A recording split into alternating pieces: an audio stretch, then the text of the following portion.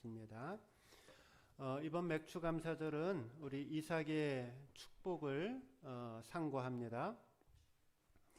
이삭이 어떤 축복을 받았고 또 축복을 받게 된 이유는 어디에 있었는가, 이 내용을 우리가 묵상해 보기를 원합니다. 오늘 제가 읽어드린 본문 말씀에는 이삭이 하나님께 받은 축복의 내용이 기록되어 있습니다. 이삭이 그랄이라고 하는 지역으로 이사 갔습니다. 이름이 별로 안 좋죠, 그랄. 이곳에서 농사를 짓게 되었는데요. 하나님의 은혜로 100배나 되는 소출을 얻게 되었습니다.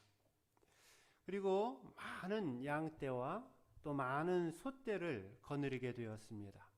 그리고 수하에 많은 종들도 거느리는 말 그대로 거부가 되었습니다. 그리고 이 이삭이 파는 그 우물들마다 그 물에서 맑은 샘물이 흘러나와서 사람들의 식수를 해결할 수 있었습니다. 몇 년 전에 성지 순례를 할 때에 이삭이 만든 우물을 둘러보게 되었습니다. 근데 여러분, 지금 우리 성경에 우물이라고 말을 했기 때문에 이 우물이 그냥 요즘처럼 땅을 무슨 기계를 사용해서 깊숙하게 파서 거기서 이제 물줄기를 끄집어낸다라고 그렇게 생각하기가 쉬운데요. 당시에는 그런 무슨 특별한 기구들이 없었죠. 그러니까 땅 속에 있는 물을 찾아내기 위해서는 어떻게 해야 되냐면은 수많은 사람들이 많은 노동력을 가지고 그 물을 파야 했습니다. 얼만큼 파야 하냐면은 최소한 20m, 그리고 깊게는 100m 정도의 땅을 밑으로 깊숙하게 파야지 물이 나올 수가 있었습니다. 그래서 이게 그냥 단지 우물 하나 만들었다라고 하는 것이, 구멍 뚫어서 물줄기를 냈다라고 하는 것이 아니라 수많은 사람들의 노력과 공사와 시간이 들어가서 하나의 우물을 팔 수가 있습니다. 그래서 그 야곱의 우물을 이제 구경을 갔는데, 그 야곱의 우물을 들어가기 위해서 내려가는 그 계단만 한 15분 정도를 내려가야지 야곱의 우물이 있었습니다. 그리고 그 야곱의 우물을 둘러보니까 그것은 마치 요즘으로 따지면은 거대한 물창고와 같은 굉장히 넓은, 마치 무슨 로마 시대 때 여러분 영화 같은 데 보면은 로마 그 밑에 물 저장고가 있지 않습니까? 그런 것과 마찬가지로 요즘으로 따진다라고 하면 우리 교회 옆에 있는 수자원 공사 같이 거기에 물을 많이 이렇게 담아 놓게 되지 않습니까? 그런 것처럼 이 우물이라고 하는 것은 수많은 사람들의 노력과 또 시간이 걸려서 그 마을 사람 전체, 그 도시 전체의 사람들을 먹일 수 있는 생명의 원천과 같은 것이 이 우물이라고 하는 것입니다. 그런데 이삭이 우물을 파면은 그 하나님께서 은혜를 베풀어 주셔서 땅에서 물이 솟아오르고 많은 사람들에게 생명을 전달해 줄 수 있었던 것입니다. 문자 그대로 이 요셉의 인생은 평탄케 되는 하나님의 축복과 또 형통케 되어지는 하나님의 축복을 마음껏 받아 누린 인생이었습니다. 바라기는 오늘 주시는 이 하나님 말씀을 잘 받으셔서 이삭이 100배의 소출의 축복을 받으신 것처럼 우리 사랑하는 성도님들의 삶 속에서도 100배의 수확이 넘쳐나고 또 파는 우물들마다 샘이 넘쳐날 수 있기를 주님의 이름으로 축원드립니다. 축복받는 인생의 세 가지 비결. 아무나 축복을 받는 게 아니고 아무렇게나 행동해서 축복을 받는 것이 아닙니다. 이 이삭이 축복을 받은 데에는 축복을 받은 인생의 믿음의 비결이 있었습니다. 첫 번째, 최선을 다한 후에 은혜를 기다려야 합니다. 그러니까 축복받는 인생이 되기 위해서는 내 인생의 최대한의 노력, 최선의 노력을 다한 후에 하나님의 은혜를 기다리는 것입니다. 따라해 보세요. 최선을 다한 후에 하나님의 은혜를 기다리자. 네. 이게 축복받는 인생의 첫 번째 비결입니다. 12절 이하 14절까지 말씀을 보세요. 제가 봉독해 드릴게요.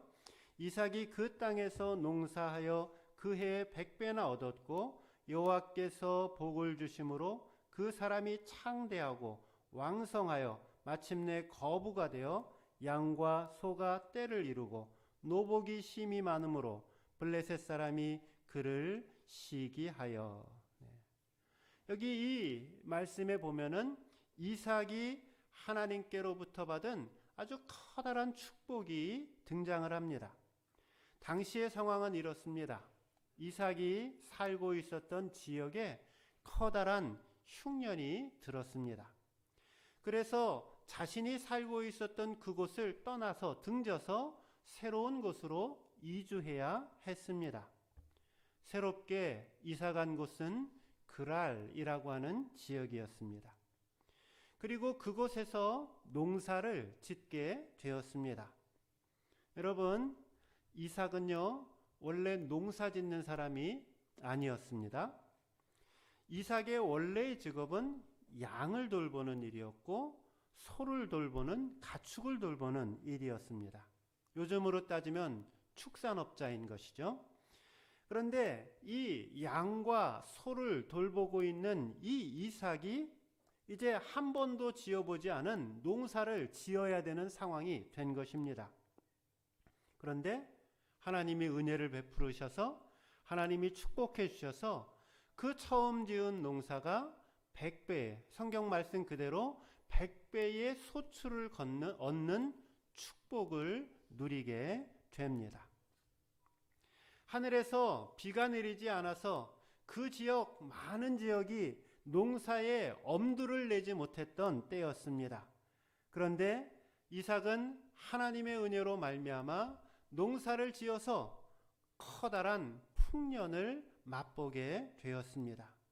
하나님의 큰 은혜를 덧입은 것이죠. 그런데 우리가 여기서 주목할 표현이 한 가지가 있습니다. 무슨 말일까요? 12절 14절에서 제가 생각하기에 제가 두 가지 단어를 주목하려고 하는데 제일 먼저 주목할 단어는요, 13절 중간쯤에 있는 무슨 단어가 있을까요? 마침내라는 단어입니다. 이삭은 마침내 거부가 되었다라고 성경은 이야기를 합니다.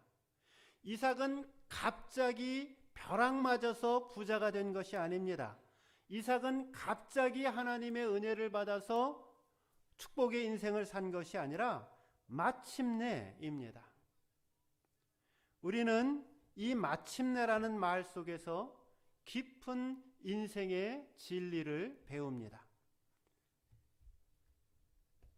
옆에 방송이 나오고 있네요. 제 옆에서. 하나님의 축복은 그냥 주어지는 것이 아닙니다. 길고 긴 인내의 터널과 또 고난의 터널을 통과한 후에 우리 앞에 주어진다라는 것을 분명하게 기억해야 합니다. 이삭은 많은 어려움들을 당하면서 살았습니다. 흉년으로 인해서 가난한 정들었던 자신의 집을 떠나야 했다 말씀드렸습니다. 그리고 그랄 땅에 이주를 했는데에도 역시 어려움이 찾아와서 자신의 아내를 잃을 뻔한 그러한 힘든 가정적인 어려움도 겪었습니다. 그런데 이삭은 자신의 삶 앞에 놓여진 그 곤경, 그리고 자신의 삶 앞에 놓여진 잘못, 실수, 여기에 포기하지 않았습니다. 용기를 잃지 않았습니다. 다시 마음을 다잡았습니다. 최선을 다하여 노력을 하였고 하나님의 은혜를 구하며 앞으로 계속해서 걸어 나아갔습니다. 그것이 제가 강조하여 말씀을 드렸던 마침내라고 하는 말 속에 담겨진 뜻입니다. 이처럼 저와 여러분의 인생이 하나님의 은혜와 하나님의 축복을 받는 인생이 되기 위해서는 최선을 다해서 땀을 흘리는 마침내의 인생이 되어야 합니다. 성경은 그 어느 곳에도 한번 나한테 무슨 벼락 맞을 일이 일어나서 일확천금을 얻는 그러한 이야기는 성경 어디에도 등장하지 않습니다. 열심히 일을 해서 성실하게 살았을 때, 하나님의 마음에 흡족한 사람이 되었을 때 하나님이 그 인생을 인정해 주시고 그를 축복의 길로 인도해 주십니다. 팥을 심었으면은 당연히 뭐가 나요? 팥이 나는 겁니다. 콩을 심었으면 당연히 콩이 나는 것입니다. 심지 않았는데 무언가 거두는 법은 없습니다. 적게 심었는데 갑자기 많이 소출을 얻는 법도 없고, 열심히 많이 심었는데 적게 거두는 법도 없습니다. 이것이 하나님께서 모든 인생들에게 주신 인생의 귀한 법칙입니다.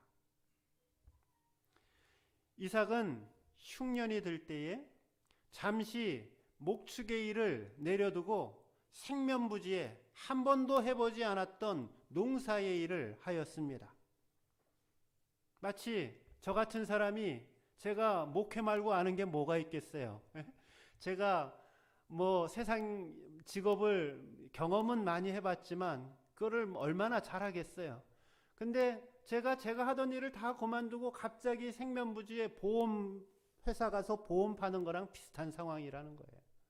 아니면 갑자기 무슨 가게를 열고 장사를 하는 것과 비슷한 상황이라는 거죠. 얼마나 그 마음이 두렵고 불안했겠습니까? 어려울 때이고 환난의 때였지만은 이 이삭은 좌절하지 않고 울면서 씨를 뿌립니다. 이처럼 하나님의 축복은 누구에게 다가오는가? 그것은 용기 있는 자, 최선을 다하는 자, 두려워하지 아니하고 도전하며 씨를 뿌리는 자들에게 하나님의 축복이 임하는 것입니다. 거친 바다를 무서워하면 어떻게 고기를 잡을 수가 있겠습니까? 황무지라고 하더라도 그 땅을 개간해야 하는 것입니다. 거친 바다라 하더라도 그 바다 속으로 뛰어들어야 합니다. 하나님은 저와 여러분이 능력이 부족하다라고 혼을 내시거나 혹은 나무라지 않습니다. 그러나 하나님께서 몹시도 싫어하고 몹시도 인정하지 않는 사람들이 있는데, 하나님은 게으른 사람들을 싫어하십니다. 하나님은 최선을 다해서 노력하지 않는 사람들을 하나님은 결코 용납하지 않습니다. 힘이 들고 어려우십니까? 그래도 포기하지 마십시오. 죽을 것 같은 상황이십니까? 이것은 오히려 내 인생의 고난의 끝이 왔다라는 표시임을 기억하십시오. 힘을 내셔야 합니다. 포기하지 않고 인생의 발걸음을 한 걸음 한 걸음 계속해서 믿음 가운데 걸어가게 되어지면 마침내, 그리고 반드시 하나님께서 우리에게 축복의 미래를 허락해 줄 줄로 믿습니다. 또 한 가지 주목해 볼 표현이 있는데요. 12절에 여호와께서 복을 주심으로 라고 하는 표현입니다. 여러분, 이 말씀도 잘 묵상을 하셔야 됩니다. 이삭이 열심히 노력을 했어요. 그런데 이삭은 무엇라고 표현을 하냐면, 성경은 무엇라고 표현하냐면 자신이 받은 그 모든 축복과 은혜가 하나님께로부터 왔음을 강조하고 있습니다. 100배의 소출은 기술이 좋아서가 아닙니다. 방법이 좋아서가 아닙니다. 하나님이 나에게 은혜를 베풀어 주신 것이고 하나님이 나에게 축복을 주셨기 때문에 내가 그 축복의 인생을 살았다라고 고백하고 있는 것입니다. 우리말에 천석구는 노력으로 되지만 만석구는 하늘이 낸다라고 하는 말이 있습니다. 우리가 자신의 어떤 노력으로 조금 이득을 보고 또 삶의 성공을 거둘 수 있을지 모르지만 하나님이 축복해 주셔야지만 5,000명을 먹일 수가 있고 또 많은 생명들을 구할 수 있는 축복의 근원으로서의 삶을 살아갈 수가 있게 됩니다.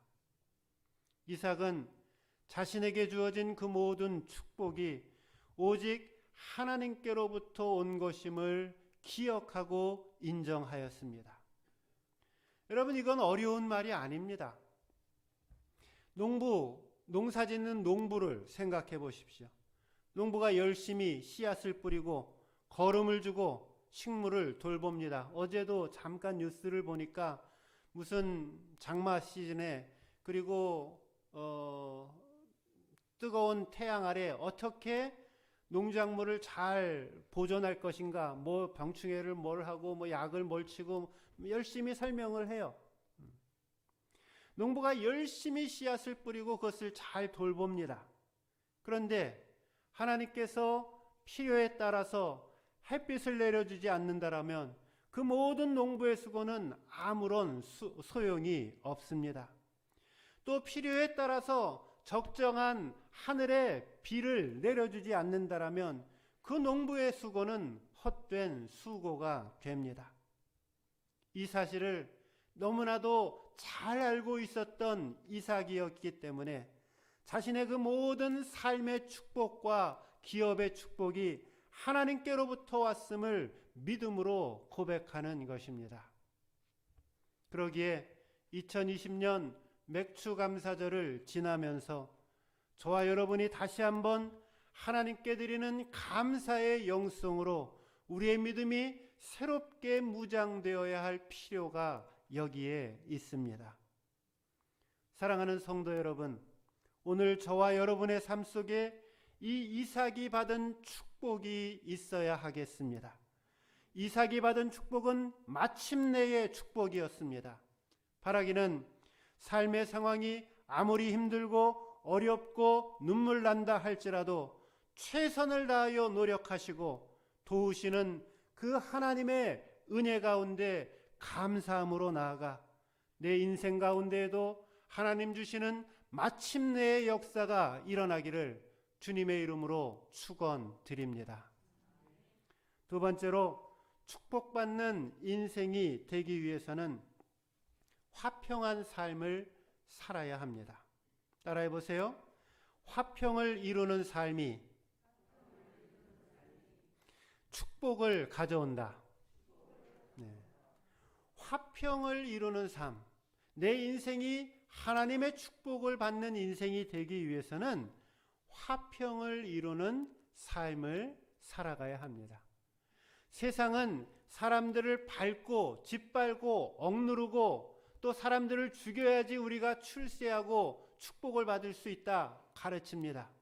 그러나 성경의 원칙은 그것과 정반대입니다.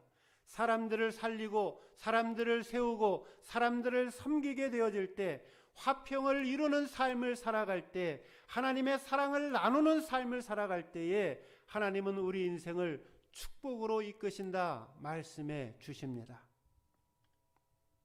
이삭이 그랄 땅에 거하면서 농사를 지었어요. 그 농사를 모르는 신출내기가 농사를 지었어요. 100배나 되는 결실을 얻었습니다. 어떤 일이 일어났을까요?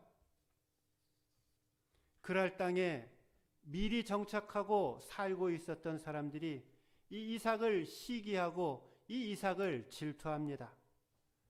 그리고는 그랄 사람들이 이 이삭과 이삭의 식구들이 파놓은 그 이삭의 그 우물을 자신의 것이라고 빼앗습니다. 어거지를 부리는 것이지요. 15절 말씀을 한번 보세요.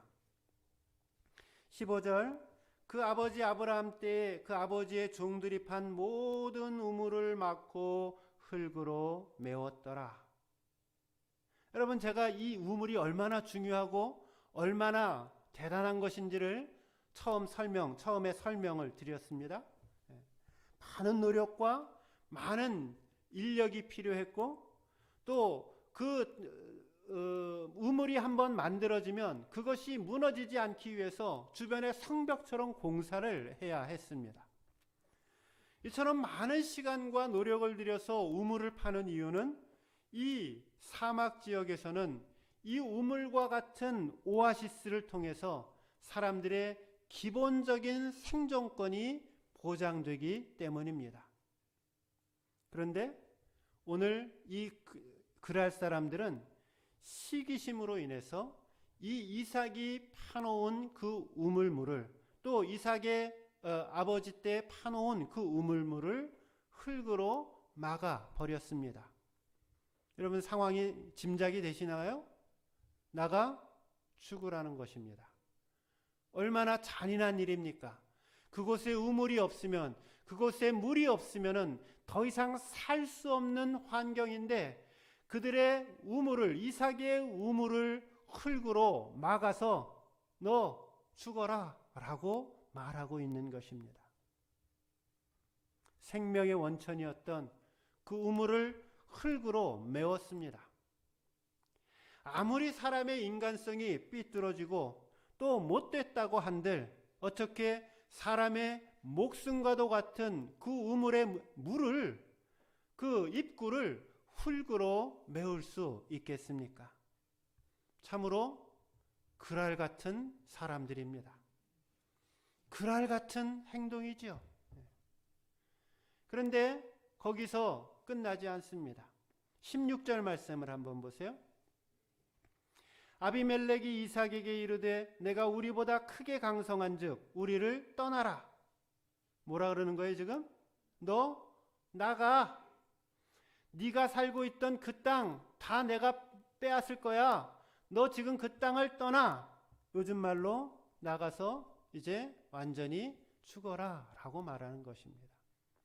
여러분, 사시면서 이런 경험을 해보신 적이 있으신가요? 네. 제가 짧은 인생을 살았지만은 유사한 경험을 해본 적이 있습니다.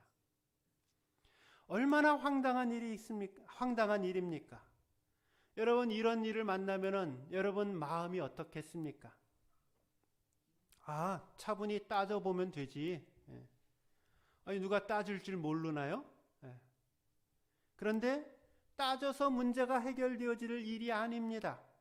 왜냐하면 지금 이 우물이 이삭의 우물이라는 것을 모르는 사람이 아무도 없습니다.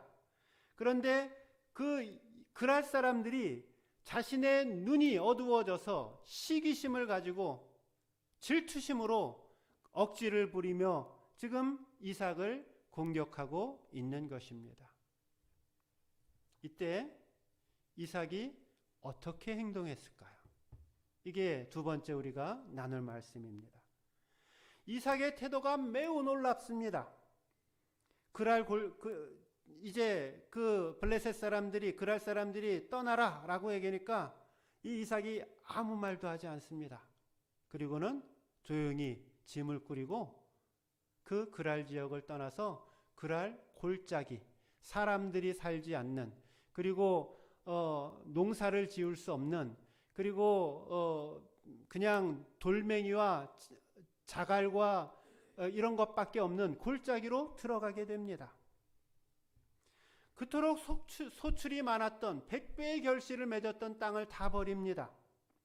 생각할수록 우리 같으면 분노가 치밀어 오르는 일입니다. 그런데 이삭은 한마디 대꾸를 하지 않고 양보합니다. 여러분, 제가 지금 축복받는 비결을 말씀드리고 있는 거예요.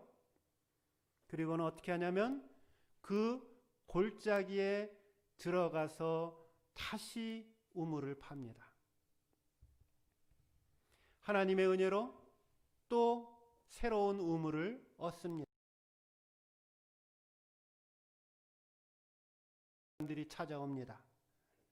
그랄 맞은 거예요. 찾아와서 또 뭐라 그러냐면은 그 우물도 우리 거다 내놔 라고 이야기를 합니다. 이삭이 어떻게 했을까요? 또다시 양보합니다. 우물을 양보하면서 그 우물의 이름을 다툼이라는 이름의 에색이라고 부릅니다. 그리고 아무 말 없이 또 다른 지역으로 떠나갑니다. 다시 우물을 팝니다. 하나님의 은혜로 다시 우물을 얻습니다. 그러자 또다시 그랄 사람들이 와서 이것도 우리 거야 라고 주장합니다. 이삭은 또다시 양보를 하면서 그 우물의 이름을 증오라고 하는 이름의 신나라고 이름을 짓습니다. 이름이 자꾸 원색적으로 변해져 가죠. 이것은 이삭의 분노나 이삭의 다툼이나 이삭의 마음을 이야기하고 있는 것이 아니라 블레셋 사람들의 그 포악함을 이야기하고 있는 것을 상징하고 있습니다. 그래서 또다시 양보를 하고 다른 곳으로 자리를 옮깁니다. 이삭은 그 파놓은 우물들을, 소중한 우물들을 계속해서 양보하기는 했지만 이삭이 한 가지 계속해서 한 것이 있어요. 뭐 계속해서 했어요? 가는 곳마다 계속해서 우물은 계속해서 팠어요. 나 이제 안 팔래.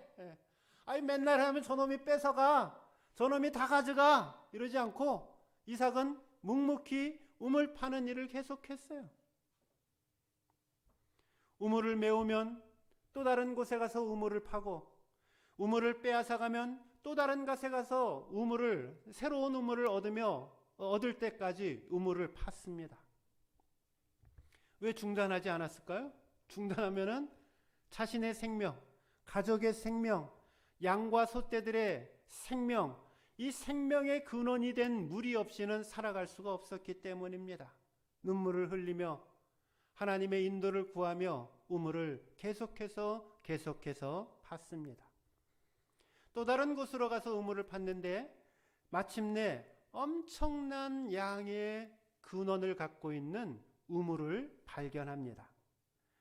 그곳의 이름을 무엇이라고 짓냐면은 르호봇이라고 짓습니다. 넓다, 충분하다, 누가 와서 뺏어가도 될 만큼 넓은 그러한 우물의 축복을 허락해 주십니다. 22절 말씀 보세요. 이삭이 거기서 옮겨 다른 우물을 팠더니 그들이 다투지 아니하였으므로 그 이름을 르호봇이라 하여 이르되 이제는 여호와께서 우리를 위해서 넓게 하셨으니 이 땅에서 우리가 번성하리로다 하였더라.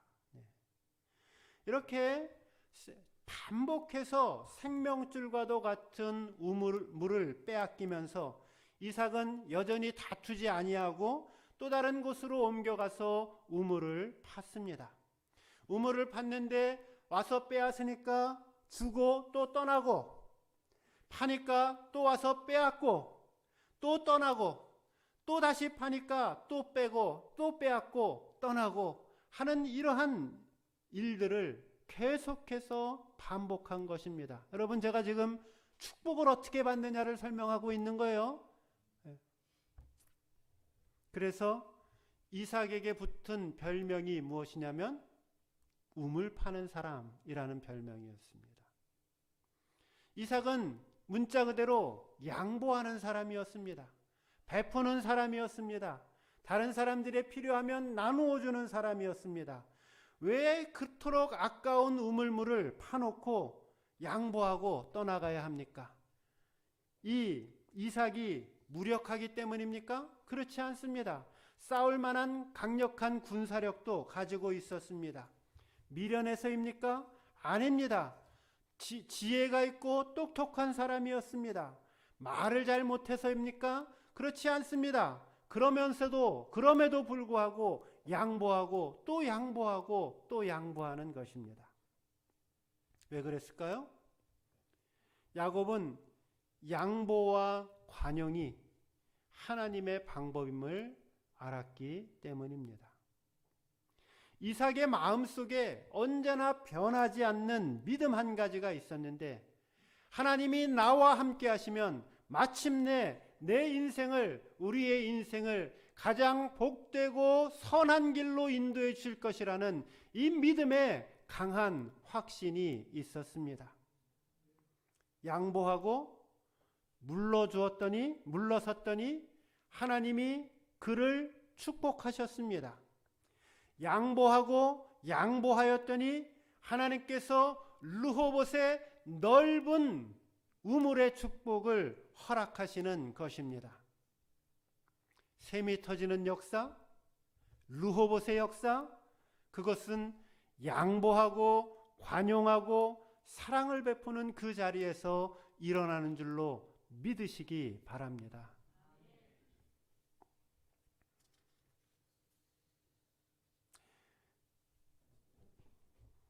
왜 이렇게 설교가 길죠? 막 생략하고 결론, 두 번째 결론, 그렇게 삽시다. 예? 예. 베풀고 나누고 양보하고 주는 사람이 되어서, 양보하는 사람이 되어서, 뭐 하나 뺏기면은 분해가지고서 참지 못하고 부르르 떨고, 그러지 마시고 나누어주고 베풀고 섬기고. 여러분 그 말씀 기억하십니까? 돈은 항상 어떤 돈만이 내 돈이다? 내가 쓴 돈만이 내 돈이다. 베풀고 나누어주고. 여러분 통장에 있는 돈이 여러분 돈 같으세요? 여러분 인생 많이 살아보셨잖아요. 그게 여러분 돈이 덥디까? 그래요? 그거 매일 내가 하루에 30만 원, 아니 하루에 얼마를 빼서 쓰시는지, 한 달에 얼마를 빼서 쓰시는지 모르. 그래갖고 그게 여러분 돈이 다 되든가요? 그거 아닌 거 여러분들도 너무나 잘 알지 않습니까? 우리 인생이 하나님의 축복을 받기 위해서는 베풀고 나누고 양보하고 사랑을 실천하고 하는 그 속에서 하나님이 저와 여러분의 인생 가운데 르호봇의 축복이 임할 줄로 믿으시기 바랍니다. 마지막 세 번째, 축복받는 인생이 되기 위해서는 하나님 중심의 삶을 살아야 합니다. 제가 요약하는 곳에는 예배 중심이라고 했는데, 하나님 중심 혹은 예배 중심의 삶을 사셔야 합니다. 한번 따라해 보세요. 하나님 중심, 예배 중심의 삶이 축복을 가져온다. 안 믿기세요? 네. 여러분 이게 안 믿기면 여러분 아직 믿음이 굉장히 초급 단계인 것을 인정하셔야만 합니다. 23절에서 25절까지 말씀을 보십시오. 23절에서 25절 제가 다시 봉독해 드릴게요. 이삭이 거기서부터 브엘세바로 올라갔더니 그 밤에 여호와께서 그에게 나타나 이르시되 나는 내 아버지 아브라함의 하나님이니 두려워 말라. 내 종 아브라함을 위하여 내가 너와 함께 있어 내게 복을 주어 내 자손이 번성하게 하리라 하신지라. 이삭이 그곳에 제단을 쌓고 여호와의 이름을 부르며 거기 장막을 쳤더니 이삭의 종들이 거기서도 우물을 팠더라. 아멘. 이제 상황을 다시 이삭의 이야기로 돌아가 봅시다. 이삭은 아브라함의 아들이죠. 이 이삭이 그랄 땅에서 축복을 많이 받았어요. 얼마큼 많이 받았어요? 예, 100배의 축복을 받았고, 그 생명의 근원이었던 그 물도 넓어서 누가 와서 먹어도 될 만큼 많은 양의 물을 얻게 되었다라는 것이죠. 자신을 괴롭히고 있었던 주변의 사람들도 사라졌어요. 그 얼마나 큰 축복이에요. 그것도 나를 보기만 하면은 못 살게 굴고 못된 말하고 부정적인 표현을 하고 행동을 하는 사람들이 이제 주변에 없어졌어요. 얼마나 큰 축복입니까? 그런데 그 편안한 땅에서 저와 여러분 같으면, 그래, 이 그랄은 하나님께서 나에게 주신 축복의 장소야. 이 르호봇에서, 이 그랄에서 하나님과 함께 내가 영원히 행복하게 살 거야. 그렇게 생각할 겁니다. 그런데 이 이삭은 그 그랄에서의 그 모든 편안했던 삶을 다 내려놓고 어디로 가냐면은 브엘세바라고 하는 지역으로 이주를 합니다. 그리고 그곳에서 하나님 앞에 예배를 드립니다. 브엘세바 들어는 보셨죠? 뭔진 잘 모르지만 우리나라 말에 한라에서 백두까지라는 표현이 있죠. 맨 밑바닥 남쪽에서부터 맨 북쪽까지를 가리키는 한라에서 백두까지라는 말이 있습니다. 이처럼 성경에는 종종 브엘세바에서 단까지라고 하는 표현이 있습니다. 제가 브엘세바도 가보고 단도 가봤는데 브엘세바는 이스라엘 지역의 맨 남쪽입니다. 우리식으로 따지면 브엘세바는 한라산이에요. 그다음에 단에도 북이스라엘 지역이 있어서 북이스라엘 연구가 있어서 거기도 방문을 했는데 이 단은 우리식으로 따지면은 백두산에 해당되어지는 겁니다. 그러니까 이 브엘세바라고 하는 것은 지형적으로 말하면은 그 이스라엘 지역에서 제일 어디예요? 남부 밑에 있는 지역이에요. 그러니까 지금 이삭이 살고 있었던 지역은 그랄이라고 하는 지역이었고 그랄은 북쪽이었고 지형이 더 높아요. 그런데 이 브엘세바는 어디냐면 남쪽이었고 지대가 더 낮습니다.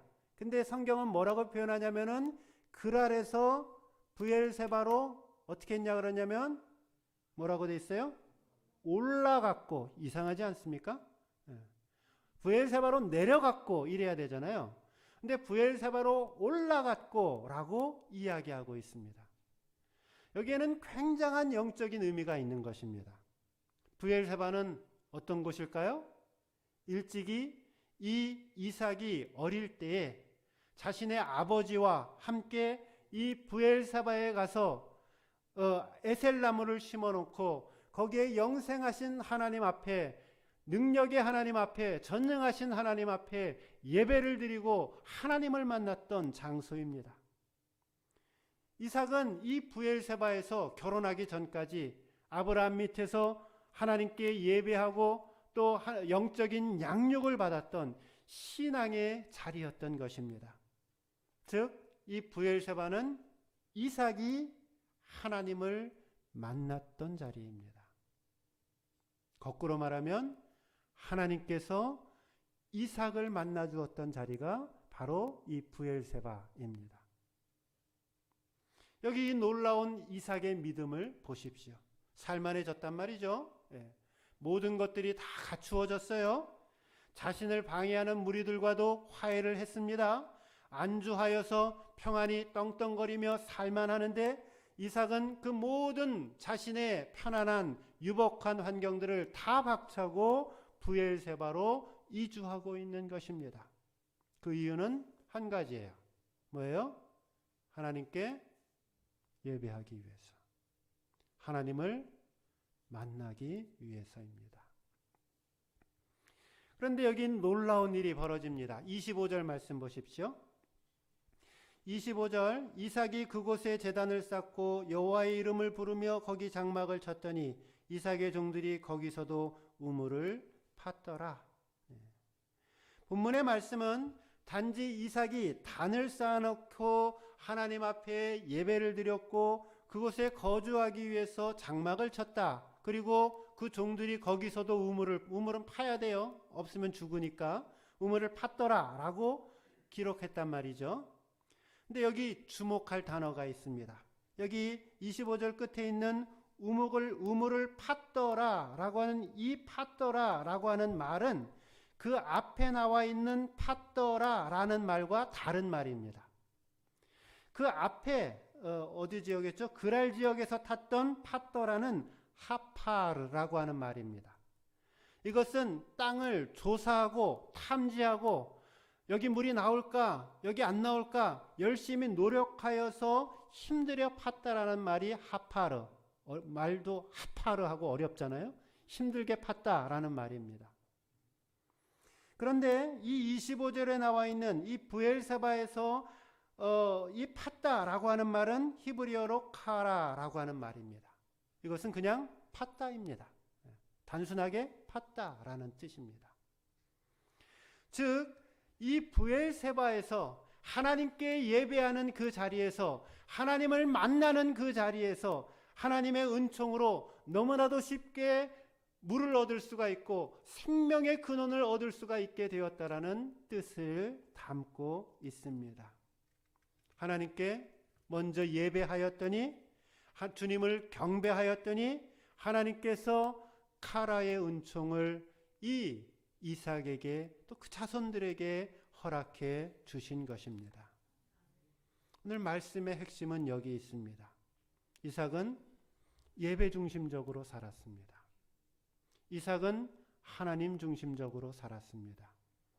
브엘세바에 올라가서 그곳에 제단을 쌓고 하나님의 이름을 불렀습니다.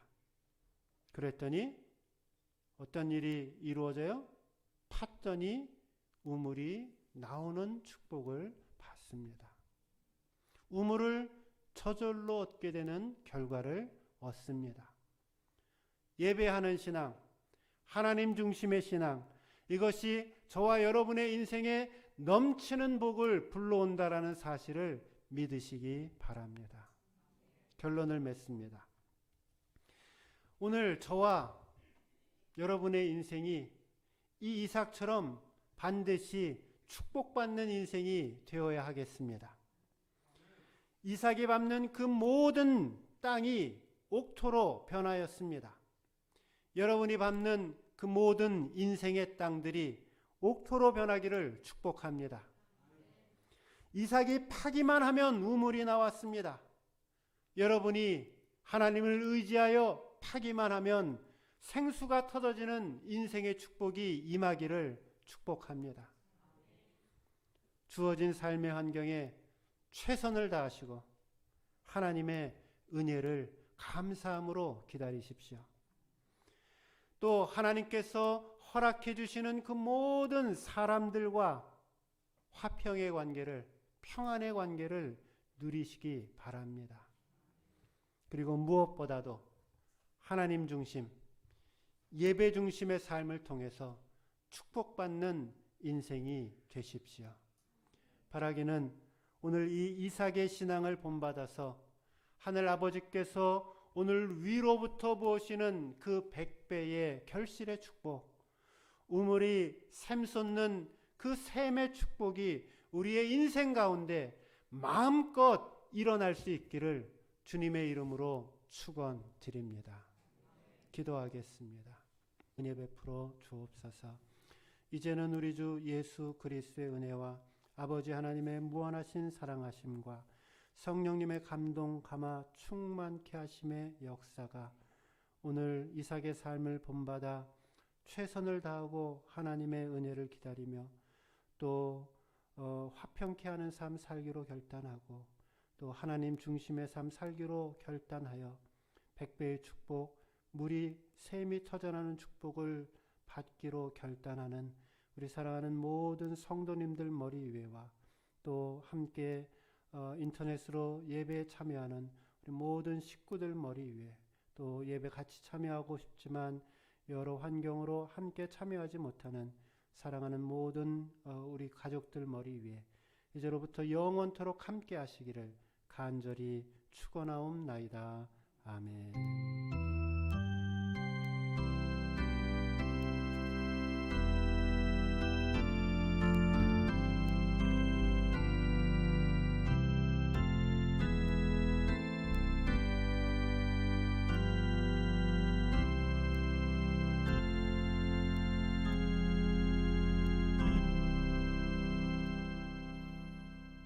한 주간도 주 안에서 승리하시기 바랍니다.